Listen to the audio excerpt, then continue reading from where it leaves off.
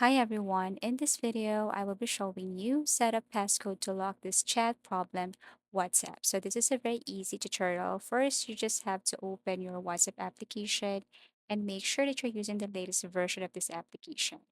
So what you're going to do here is to look for the specific conversation or message that you want to set up your code.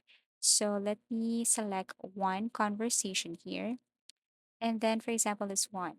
All you have to do is to click the name of this group chat. And then you have to scroll down till you see this chat lock and you have to toggle this one on. And then confirm face or fingerprint to lock. And then that's it.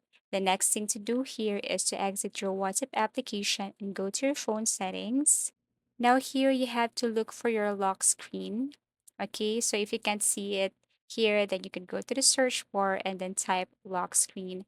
Then you will see options below. So what you're going to do here is to look for a lock screen notifications or a lock screen password.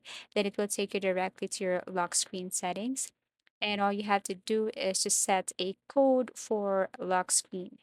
Okay, so as you can see, I have turned on a lock screen password. So if I go back to my WhatsApp, as you can see, it's locked.